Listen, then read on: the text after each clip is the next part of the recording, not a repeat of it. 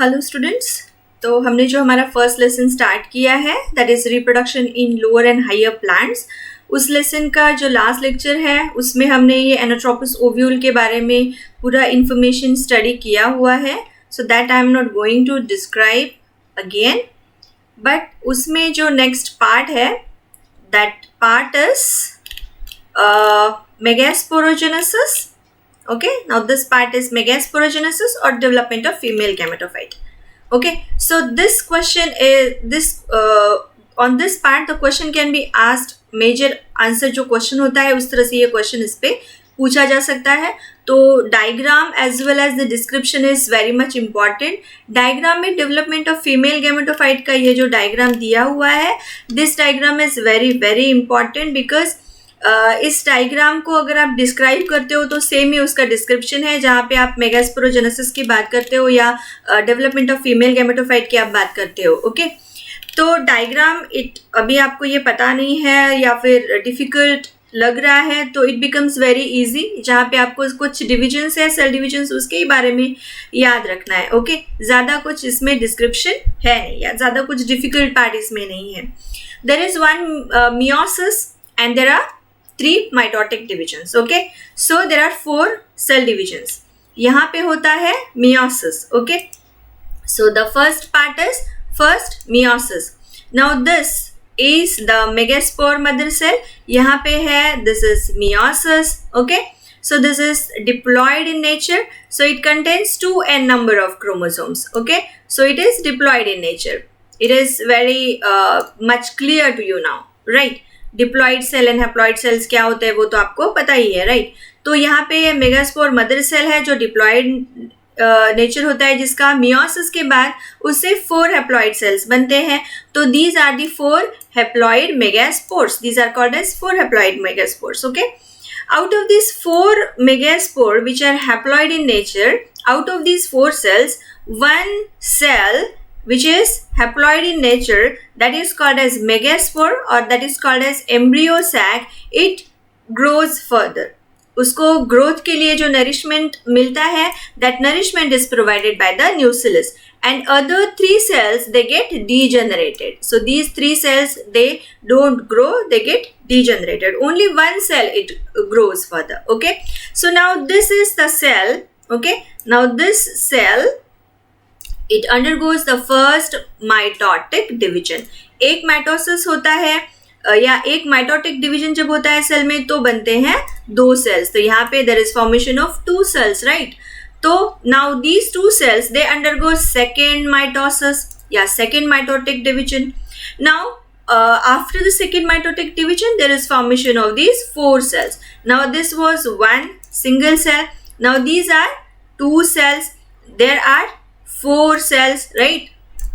And now these 4 cells undergo third mitotic division. So there is third mitosis. Okay, after the third mitosis, how many cells they get formed? See, 1 2 3 4 5 6 3 3 6 cells, 7 8, right? So there are 8 nuclei but 7 cells. Okay, so these out of these 6 cells, these 3 cells which are towards this chelazal end, these cells they are called as antipodal cells. Okay, and these 2 cells which are just situated in the middle, these are 2 polar nuclei. Now these 2 polar nuclei again they undergo nuclear division further. Okay, and these 3 are the egg cells. These out of these 3, one is egg cell. The middle वाला जो cell है, this cell is egg cell. While जो 2 cells उसको surround कर रहे हैं, these 2 cells, these are called as synergids. Synergid cells का अपना एक अलग role है that we are going to discuss in the further lecture. So this cell it undergoes, or this embryo sac it undergoes further nuclear fusion. यहाँ पे आप देख सकते हो how many cells are at the end we get. So there are 1 2 3 6 and 7. There are 7 cells. Okay, so we get 7 nucleated cells. 6 are haploid, 1 is diploid. So before fertilization, 7 nuclei present in the embryo sac or in the female gametophyte. तो अगर आपको diagram समझ में आया है तो megaspore mother cell है. Megaspore mother cell में क्या हो रहा है? This is the megaspore mother cell which is diploid in nature, right? This is diploid in nature. जिसका मियोसिस होता है तो हमको 4 मियोसिस के बाद 4 सेल्स मिलते हैं. आउट ऑफ दीज 4 सेल्स 3 जो सेल्स है वो डीजेनरेट हो जाते हैं. Only 1 cell is present. 1 cell का जो है नरिशमेंट होता है थ्रू द न्यूसिलिस और ये चला जाता है फर्दर ग्रोथ के लिए. उसके बाद फर्स्ट माइटोसिस होता है. फर्स्ट माइटोसिस से एक सेल से हमको 2 सेल्स मिलते हैं. उन 2 सेल्स का जो है सेकेंड माइटोटिक डिवीजन होता है. उन 2 सेल्स से हमको बाय सेकेंड माइटोसिस 4 सेल्स मिलते हैं. ये जो 4 सेल्स है उनमें थर्ड माइटोसिस होता है जिनसे हमको 8 सेल्स मिलते हैं. ओके, तो ये जो 8 सेल्स है उनका न्यूक्लियर फ्यूजन होने के बाद हमको एट द एंड मिलते हैं 7 न्यूक्लियाई सेल्स. ओके, तो ये हम अभी जो भी डायग्राम है उस डायग्राम का डिस्क्रिप्शन देखते हैं जो आपको मेगास्पोरोजेनेसिस के क्वेश्चन में आपको इसका आंसर लिखना है, राइट? तो पॉइंट्स क्या है? It is a process of formation of haploid megaspores. इसको बोलते हैं हम megasporogenesis. That is formation of megaspores. क्या होता है जहाँ पे हमको डिप्लॉइड मदर सेल जो है, diploid megaspore mother cell that is MMC, उससे हमको मिलते हैं 4 haploid cells. Now the development of female gametophyte. क्या है ये? Megaspore mother cell it undergoes meiosis first. उसके बाद हमको मिलता है linear tetrad of haploid cells जो अभी हमने डायग्राम में देखा. Now this is the linear tetrad, right? This is the linear tetrad. Tetrad मतलब 4 सेल्स. 4 सेल्स हमको मिलते हैं जो है हैप्लॉइड इन नेचर, जिनको हम बोलते हैं मेगास्पोर. अपर 3 मेगास्पोर जो है वो डीजेनरेट हो जाते हैं या अबॉर्ट हो जाते हैं. एक सेल जो बचता है इट रिमेन्स फंक्शनल, जिसका ग्रोथ होता है and it acts as the female gametophyte. अभी इसमें क्या है? It undergoes 3 successive divisions by nuclear mitotic divisions. Okay, free nuclear mitotic division, जिसके वजह से हमको मिलते हैं total 8 nuclei, 4 of which are located at each pole. Okay, 1 nucleus from each pole migrates towards the center. These cells they are called as, or these nuclei they are called as polar nuclei, जो center में आते हैं. Okay, these are the polar nuclei. Okay, जो center में situated है. 3 जो sales है वो इस चलाजिल एंड की तरफ सिचुएटेड है. 3 उसके अपोजिट एंड में सिचुएटेड है. ओके, और ये जो मिडिल में है these are known as polar nuclear. अभी इसमें क्या होता है? Out of these 3 nuclei towards the micropylar end, जो चलाजिल एंड के एग्जैक्टली अपोजिट है, this is the chalazal end. Okay, and this is chalazal end और उसके अपोजिट है माइक्रोपाइलर एंड, राइट? ये है माइक्रोपाइलर एंड. तो माइक्रोपाइलर एंड में ये जो 3 सेल्स है वो अलग अलग है. मिडिल जो सेल है उसको बोलते हैं एग सेल, और जो 2 बाजू वाले सेल्स है जो उसको सराउंड करते हैं उनको हम बोलते हैं सिनर्जिड्स. तो ये सिनर्जिड्स का क्या फंक्शन है? Now this is very important. It can be asked for your MCQs, multiple choice question, और in your NEET exam. Okay, so ये सिनर्जिड्स जो है, these cells, these are having hair-like projections which are called as filiform apparatus.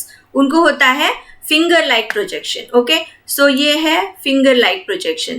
इस तरह से उनको ये finger-like projection होता है. तो आपने ciliated cell के बारे में स्टडी किया है, right? तो ciliated cell में जैसे cilia होते हैं उसी तरह से इन synergid cells को filiform apparatus बोला जाता है. Okay, because they have hair-like projections. तो ये out of these 3 nuclei which are present और which are situated to the micropylar end, एक होता है एग एपेरेटस, और जो 2 होते हैं, जो लार्ज सेंट्रल है हैप्लॉइड एग सेल है, जो सपोर्टिंग हैप्लॉइड है उनको बोलते हैं सिनर्जिड सेल्स. ओके, इनका क्या काम है? They attract the egg, they attract the pollen tube. Okay, they guide the pollen tube. अभी we will try to understand this with the help of diagram. Now this is the diagram. Okay, ये है tube cell जो आ रहा है. Okay, and this is the micropylar end. Okay, तो यहाँ पे है ये synergids जो उन मेल गैमेट्स को या वो जो पोलन ट्यूब है उसको अट्रैक्ट करते हैं, और उसको अट्रैक्ट करने के बाद ये मेल गैमेट्स इधर जाते हैं अंदर, और उसके बाद फर्टिलाइजेशन होता है. So it is very simple. Okay, so that is the function of filiform structure what is present in the synergid cells. That is the main function. Another part क्या है? Antipodal cells, these are the group of 3 cells जो present है chalazel end में. ये जो cells present है इनको बोलते हैं antipodal cells. The 2 haploid polar nuclei of the large central cell fuse to form diploid secondary nucleus जिसको हम बोलते हैं definitive nucleus just prior to fertilization. Now this 7 cell या 8 nucleated ये कौन सा वाला structure है? This is 7 celled and 8 nucleated structure. Okay, so this is कितने cells present है इसमें? 7 cell है और 8 nucleated cell है जिसको बोलते हैं हम embryo sac.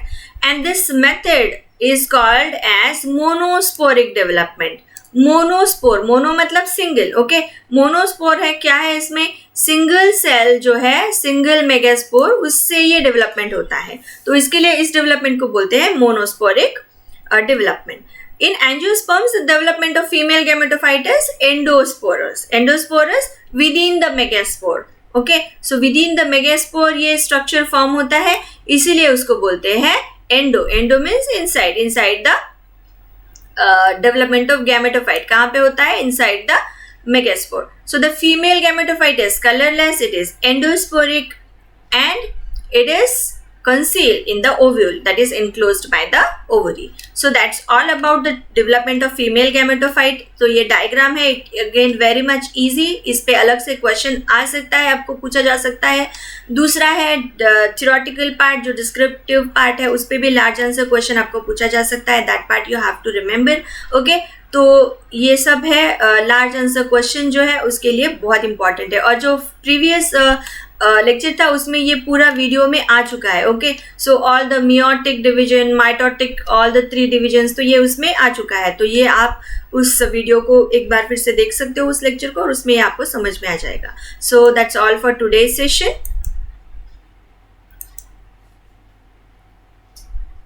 So that's all for today's lecture.